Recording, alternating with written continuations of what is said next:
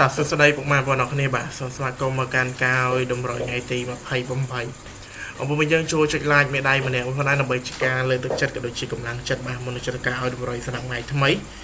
បាទហើយដូចជាសប្តាហ៍គ្នាបាទមកចូលការអុយតម្រុយមាននំអារម្មណ៍ពួកយើងចូលទៅមើលតម្រុយថ្ងៃចាស់បាទចាក់នឹងតែមានលេខណាត្រូវលេខណាមិនបានត្រូវអីចឹងណាអំពុំទាំងអស់គ្នាតោះហើយយើងកុំឲ្យខាត់ពេលវេលាយូរយើងចូលទៅមើលទាំងអស់គ្នាតែម្ដងទៅណាអំពុំទាំងអស់គ្នា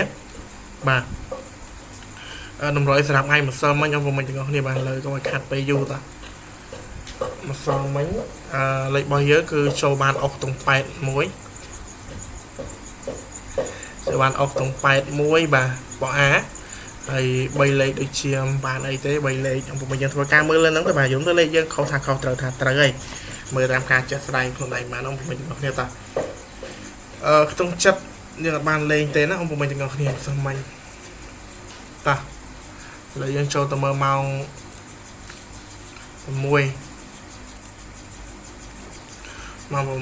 យើងចូលអត់បងប្អូនបាទជប់តុង8អុសទៀតហើយបាទ3លេខស៊ីមមកក្របបាទ3លេខស៊ីមលេខ1លេខអំពុំយ៉ាងគ្នាតា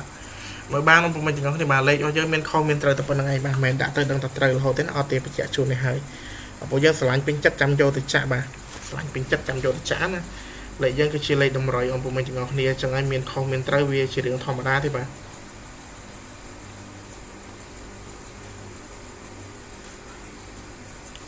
អំពុំយើងក៏ไปធ្វើការចុច like មេដៃបានច្រើនទាំងអស់គ្នាបងណាដើម្បីជាការលើកទឹកចិត្តក៏ដូចជាកម្លាំងចិត្តបាទនៃខមថតវីដេអូជូនបងប្អូនយើងទស្សនាកំសាន្តណាតោះឡើយតទៀតអំពុំទាំងអស់គ្នា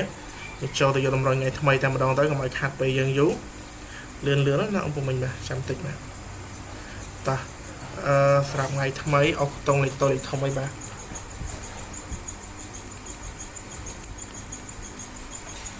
ចុច like មេដៃម្នាក់បងប្អូនពុកអ្នកគ្នាតោះលើចាំតិចបាទមានសូមរៀបចំជូនសិនបាទឥឡូវថតពេលព្រឹកចឹងហើយរៀងលឺខ្យល់ទេបងប្អូនអ្នកគ្នាថតព្រឹកឡើងដោយសារតែ level អំពុំមិញបាទយប់មិញ level បានតំណាស់ទេតែអត់ស្រួលខ្លួនឲ្យ level ផងតោះមកបានអំពុំមិញទាំងនេះតោះចុច like ឲ្យម្ដាយម្នាក់ខ្លួនណាលេខតលេខធំ2លេខ3លេខអំពុំមិញយើងមើលបាន